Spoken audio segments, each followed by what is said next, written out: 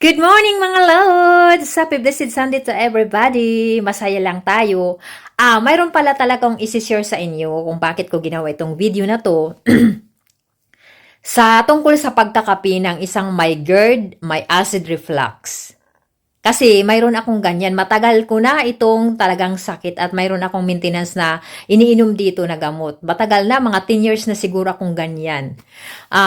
Ngayon nga, siyempre nga, di ba, sa malamig na lugar, halos lahat ng tao, 100%, 80%, talagang gustong magkape. Pero sa mga may karamdaman na katulad ko na nakakaranas ng ganitong sakit ay mahirap tayong makapagkape dahil talagang ang kape ay talagang nagtitrigger talaga yan ng acid reflux at GERD.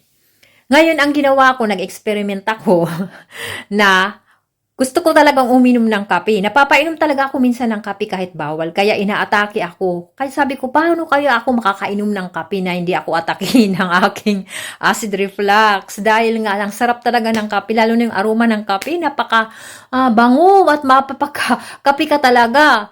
Ngayon, ang ginawa ko, bumili ako ng decaffeinated na coffee na black. Siyempre, black naman ang kape, di ba? Naglalagay ako sa isang maliit na kasirula ng 1/2 teaspoon. 1 teaspoon pala. 1 teaspoon na coffee powder na decaffeinated. Tapos, sinahaluan ko siya ng patak-patak lang, pinch lang na cinnamon powder.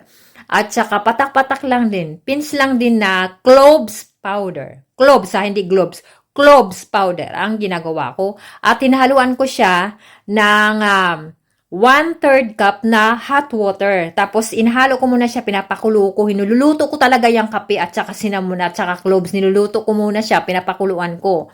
Ngayon, pag kumulo na siya, haluan ko naman siya ng almond zero sugar milk.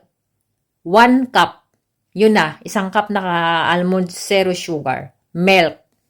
Wag yung original kasi mayroon na yung sugar na 1% siguro.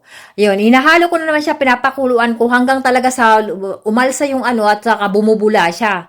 Niluluto ko talaga siya para, sabi ko, para talagang mapatay yung kung ano man ang nandoon sa, yung yung tawag dito, yung caffeine sa kape. Tapos yun na.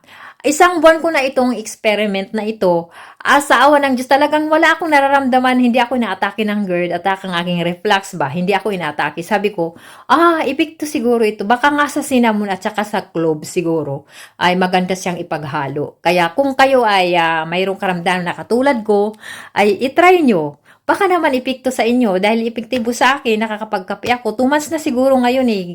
Every morning lang naman, isang beses isang araw.